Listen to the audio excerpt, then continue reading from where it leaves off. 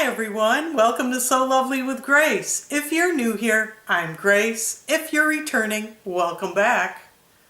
I love to sew. Now that's an understatement. Yes, and drink coffee. Two of my favorite things in life. So, today I'll be showing you a romantic dress. Yes, I'm really excited to bring you this Butterick 6892, this dress that she's wearing in this beautiful red taffeta, perfect for Valentine's Day. I'm also going to be showing you what I do with this stitch witchery in my So Lovely tip. And we're going to talk about this weekend. Of course, today, if you're not already familiar, is Galentine's Day. It's the holiday where ladies celebrate ladies, and we celebrate our sewing sisters here in this community. And I did talk about that in last week's video. I'll put a link below on the origin of this wonderful holiday. But my emphasis today is going to be on Valentine's Day, which is tomorrow, since today is February 13th, which I'm recording a day earlier, so it's a little confusing, but February 13th is Galentine's Day, that I recognize, and February 14th, as everyone knows, is Valentine's Day. And I want to talk about that before I talk about the pattern. You know, I like to talk about historical things occasionally, and St. Valentine's Day is a wonderful, wonderful holiday. Even if you're alone, you could just love yourself and celebrate your blessings that you have. But I wanted to talk about the history of Valentine's Day, the origins, and I typed up a little document here, as I always do. I always prepare my videos with bullet points. And if you don't already know, I grew up with this tradition too in my family, the story of Saint Valentine, because we were all familiar with the saints. And Saint Valentine was an actual figure, a historical figure. Valentine's Day, celebrated on February 14th, is named after Saint Valentine. The story dates back to ancient Rome in the 3rd century. Emperor Claudius II believed that single men made better soldiers than married men. So he banned young men from getting married. And a Christian priest named Valentine believed that was unfair and secretly performed marriages for the young couples. So he was doing something illegal, but in his mind, moral. Sometimes legality and morality intersect, and that's what happened here. And when the emperor discovered this, Valentine was arrested and sentenced to death. While in prison, this was the first Valentine, the legend, now this part of the story, I don't know how true, but sounds reasonable, says Valentine befriended the jailer's daughter, and before his execution, which was on February 14th, he supposedly wrote her a note and signed it, "From your Valentine." The phrase is still used today on Valentine's cards, as we know. And how it became a day of love. Well, Valentine was executed in 269 AD and later honored as a martyr and a saint on February 14th. And in the Middle Ages, especially in England and France, people believed February 14th was the beginning of birds' mating season, and this helped link the day with romance and love. And over time, handwritten love notes turned into printed cards, gifts, flowers, chocolates. You know, they commercialize everything, just like Christmas, as we know, and all the holidays. And today's Valentine's Day is celebrated around the world as a day to express love and affection, not just romantic love, but also friendship and appreciation. So I hope you enjoyed that little summary about the origin of Valentine's Day. Oh, and I almost forgot. I have 2 subscribers that sent in photos for today's subscribers' creations. So you'll see that later on in the show. But first, we're going to do the giveaway. Yeah, last week I showed you these beautiful heart charms. Here's one of them that I made on the embroidery machine. Look at that design. It has a little hole here, so I can make earrings out of them or a key ring, whatever you decide. Here's the other design that I have, and you can choose whatever one you want if you win today. Look at that. How beautiful is that? And I put a key ring on this one. So what I'm going to do is I'm going to show you a little bit on how I stitched these out on my embroidery machine, and then we'll spin the wheel for the winner. I have this Lace Charms by Dime, Designs and Machine Embroidery, and I'm going to stitch out these hearts here for earrings, these 2 here. I'm not sure about these other ones, but these 2 here. So I've loaded them on the embroidery machine, and the first one is stitching out. So it's February, the month of romance, so I got to do all things hearts. This is the second design. It's looking really nice. I love both of these hearts. Probably noticed my embroidery machine is not behind me as usual. It's packed away because I'm going to be taking a embroidery couching class actually on February 13th, which is today while you're watching this video. I'll be at the sewing studio in Lady Lake, and I'm going to record some footage for you. I'm so excited to learn a new skill. Now for the giveaway. Last week's question was, do you plan on celebrating Galentine's Day? And I got 25 responses. I got 15 yeses, 9 no's, and 1 maybe. So that's encouraging. I was surprised at the responses. I thought I got a lot less yeses, but I didn't. So let's go to the wheel and spin for the winner. Here are 25 entries, so I am going to shuffle once, twice, and spin for the winner. Okay.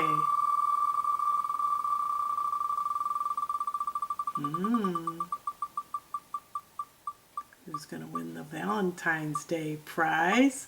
It's going to be...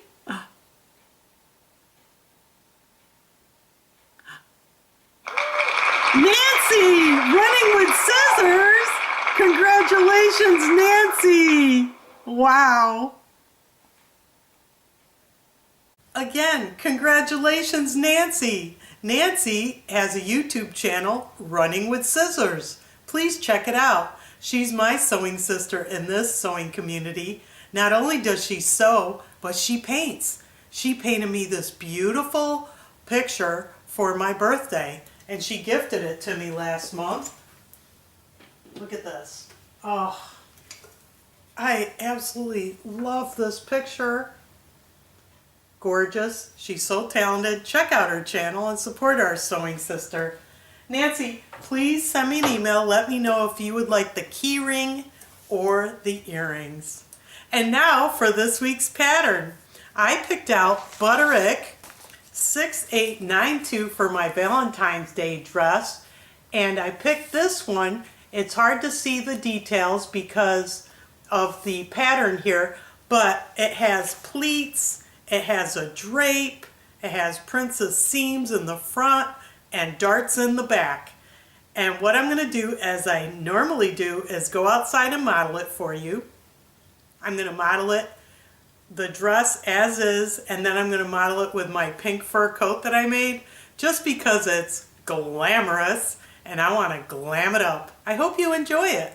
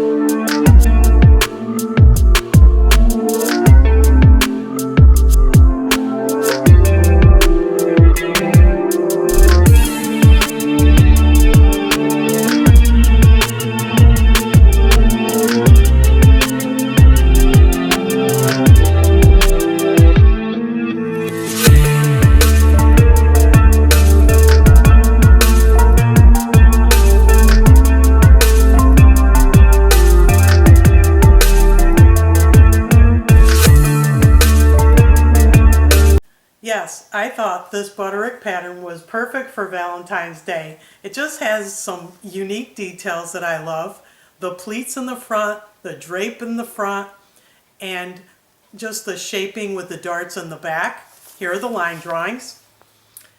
So I did this one, of course, and it called for an invisible zipper, which I did put in, and then I took it out. And I put in a regular zipper, and that worked out better. So what I'm going to do is go to the cutting table and show you the process of what I did with the pleats, the drape, and the zipper, and then I will talk about the fur bag. These are the pleats in the front that I'm going to sew, and before you do that, you need to bring them forward and press. At least that's what I do. I already did this one and pin it. So you have these small dots and then the large dots. I put X's for the large dots. So you have the small dots and large dots, etc. So there's 5 total. And what you do is you just bring the small dots, the line with the small dots, you pinch it, bring it forward to cover up the large dots or the X's. Okay, and I use chalk for this on this taffeta fabric. Seems to work very well. Then I get my iron and I just press the pleat down. I move the camera, hopefully you can see that. Alright, there it is. Press the pleat down and then I pin it, okay, like that. And what I'm going to do is I'm going to base stitch down here on the fold. And base stitch on the fold, and then I'm going to baste all the way across the 5 pleats. Let me show you again. Bring this line over and cover up the large dots or the X's that I put in there like this. Sometimes it's a little tricky. Okay, try to make them even as possible. And I just slightly press down here, pin that, okay, and there's a third one. Do this next one here, bring this forward, pinch it over like that. Okay, and you only press down to the dots, not any farther, just down like that. Okay, I grab my pins, and I pin it. So there's 1, 2, 3, 4. I got one more pleat, and then I go to the sewing machine and baste on the fold, all through all the layers. Right here, this is where I'm going to baste, and then I baste across.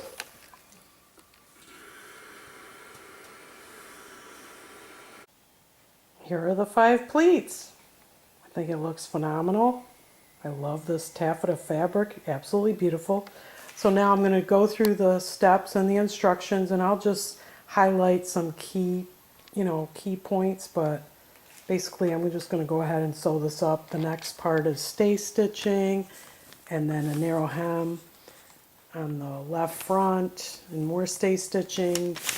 Do the darts in the back here, and then the zipper, which I have here. This zipper, it's black, I know, but I don't know what other color to get. I don't have burgundy, and this is a 22-inch. It calls for a 24-inch. I don't have a 24-inch, so it'll just be two inches difference. I think it'll work. We'll see. I'll try it out. If it doesn't work, then I'll have to think of something else. But that's what I'm going to do now. So I'll go all the way up to the zipper, and then here it says stitch the back to right and left front at shoulders, and then the neck facings. Yeah, so I'm just going to go ahead and start sewing, and I'll show you some progress as I go. I'm at step 8, and I'm going to put the zipper in, and I put the invisible zipper right sides together face down So I unzipped it and I put this side face down and I pinned it. I also had to serge these raw edges because this heavily frays. So I'm going to sew right here next to the zipper teeth, and then I'm going to do the same on the other side. Whoa, this zipper looks hideous. It's coming out. I went to Hobby Lobby and I could not find a burgundy invisible zip, so I'm putting in a regular one, and I'm just pinning it down here. What I did was I basted the back seam. It's basted, so I'm going to put the zip down right side down, and I'm going to sew it up, and then I'll take the basting stitches out. So yeah, it's going to be a regular zipper in this dress. Now what I did was I took the pins out on the other side and put it on the right side. So here I have the basting stitches here, and I'm going to sew close to the zipper tape on each side and then take the basting stitches out. Zip looks great, much better. So now I'm on the neck facings. Those are steps 14 through 17. I stitched the back and neck facings together, finish the edges. I'm going to attach them to the dress and then understitch. Here are the neck facings. They came out beautiful. So I sewed the back to the front and I finished the edge with the serger. And oh, I also interfaced them. So I'm going to attach them to the dress. Here on step 21, I put in the left side front. I already sewed that in and pinned the front over that. And now I'm at the drape. Here's the drape piece. I turned it right side out and I basted it here so it's ready to be put on the left side front. Here I pinned the drape. I pressed it and I pinned the drape down because I'm going to tack it. I'm just going to hand stitch where these pins are to keep it from flapping out, because when I tried the dress on, this would open up and it just didn't look good. So that's what I'm going to do, hand sew that. But now before I put the seam binding in the armholes, it says to stay stitch, but as you can see there's a lot of fraying and that stay stitch is going to fray.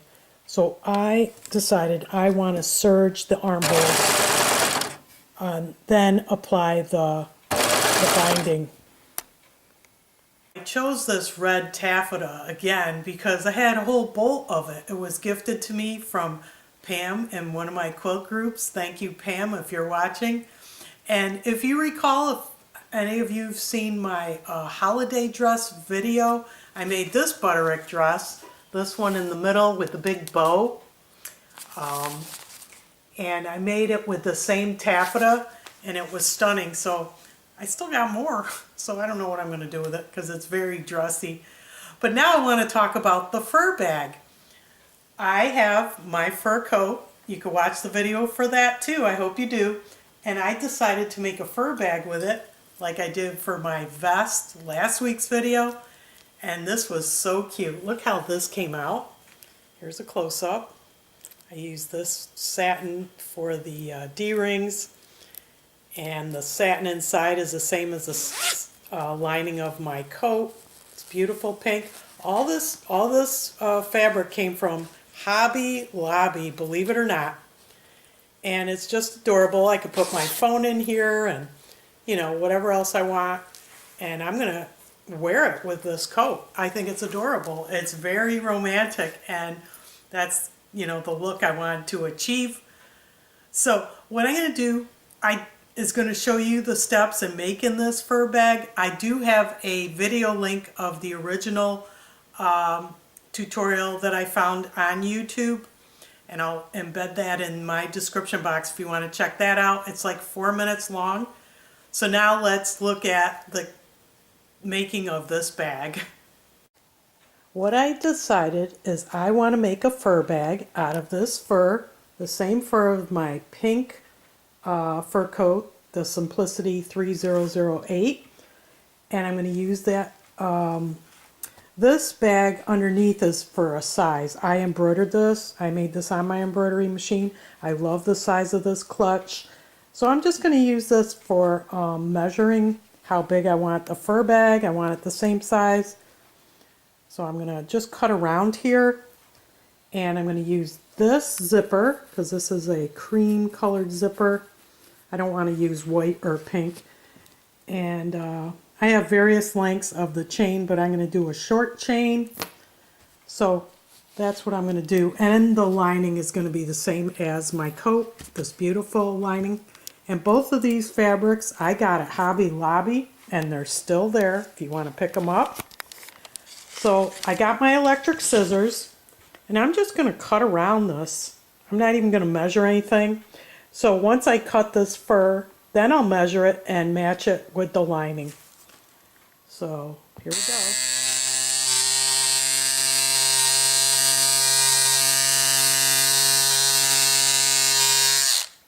No mess with these electric scissors. Amazing. Amazing. So hopefully it'll do 2 layers. If not, I'll actually, you know what? I'm going to make it 1 layer because I do not want to screw this up because I don't want to go buy more fabric. So yeah, I have a video on this. This is a beautiful bag I embroidered, and I'll put a link in there. So I just have to let me draw a line here and then I'll cut. Just drew a faint line using this Crayola Super, what's it called, Super Tips. This is a wash away I got at Dollar Tree. Always test the wash aways because sometimes they don't wash out. And now I'm just gonna cut following the line. And let's see. It's hard with holding the camera, so I'm just gonna cut, and then I cut the piece out. So it's 13 by 12. And of course, when I sew it, it's going to be 12 across and 6.5. That's how I want the clutch size, you know. And I'm going to measure the satin lining now, the same dimensions. I don't even need that video. This is so easy to make. It's amazing. But I'll include the fur bag video link in my description box. I have all the pieces I need. The fur, which after I cut it with the electric scissors, I gently rolled it up, you know, so it minimized the mess. I brought it to the serger and I serged the sides. So now no mess and easy to handle and sew. Then I have the lining here, which I fused interfacing to. I have the zip. I'm going to use this color zip, this cream color. I think that's going to work.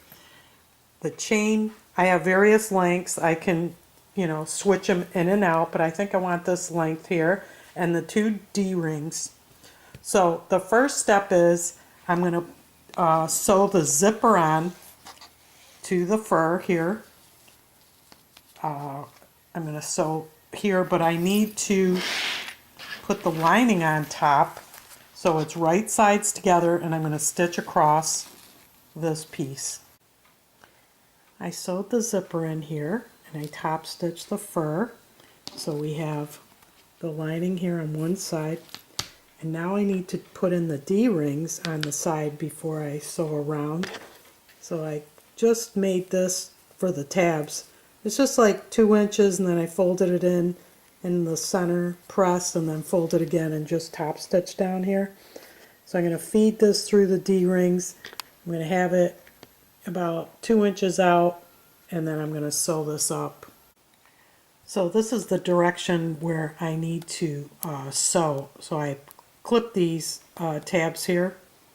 That's how they're going to go, so that when I do sew it, it's going to go outside when I turn the bag.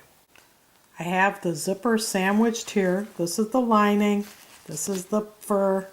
And I'm going to sew all the way across here. So the zipper's in. As you can see, I top stitch, so when I unzip and zip, it doesn't get caught into the fur.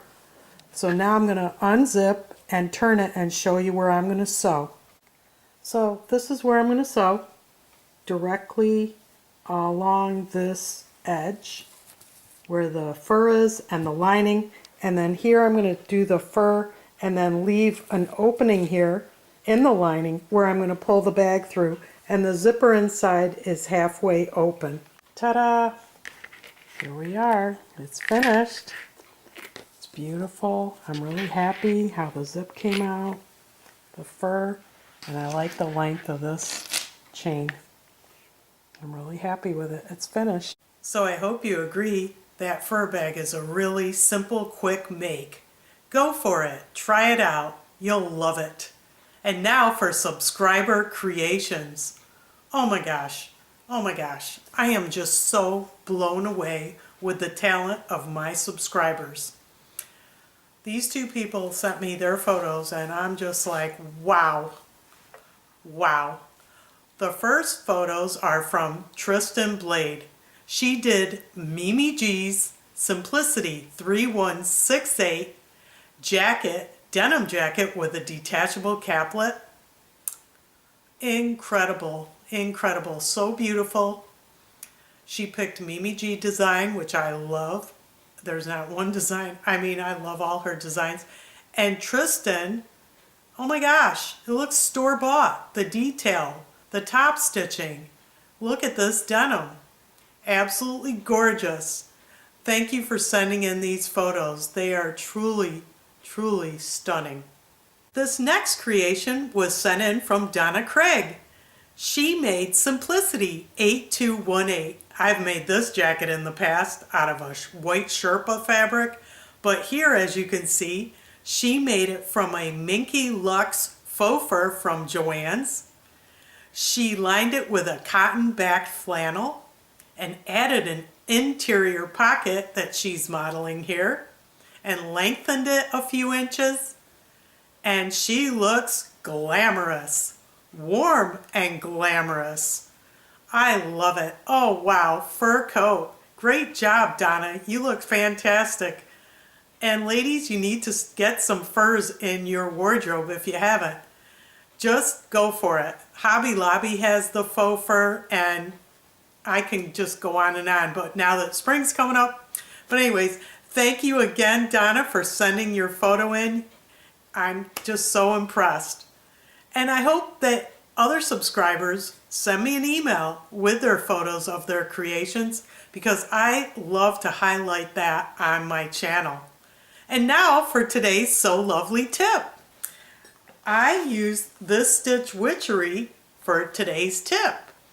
I did not show it to you during the construction of this dress, how I hem this dress, but I used stitch witchery. That's it. With this taffeta, I did the same thing with my holiday dress. I did not want to stitch and have stitches show. I didn't even want to do a blind hem because this fabric is very delicate. I haven't tried this method on other fabrics, but for this fabric, it works great. So let me show you how I hem this dress. Do the hem on this taffeta fabric. I serge the bottom because it frays heavily. And I'm going to use the stitch witchery. I use this on the last dress, the taffeta dress, my holiday one. I use this for the hem. And it says here, okay, if you can read that, it's a no-sew fusible bonding web for hems, trims, and belts. So it worked out well with the hem. And what I did was I measured an inch here. I'm going to fold it in an inch. I'm going to press all the way around. Then I'm going to go back and insert this stitch witchery where I pressed inside, and then turn it and repress it, and that will stick. And my hem will be, it'll be awesome because there won't be any, sewing lines. And I want it to be that way. That's how it came out last time, and it was beautiful. So let me press it and I'll show you what it's going to look like. So I press the hem all the way around, an inch up. There's the crease. And what I'm going to do is I cut these strips in segments to press underneath. So this first one will go here, and then I have the second one. It's going to go here underneath, and then I'm just going to keep going. So for this first one, I'm going to lift the hem up and put this at the crease. Okay. And then I'm going to fold it back and just press with the iron, with the steam, to set the adhesive here. So there it is now. That's the hem. Doesn't that look great? I love it. Okay, so I'm going to keep going to the next section here. I cut the other piece. Here it is. This strip here. And I'm going to put this here underneath. All right.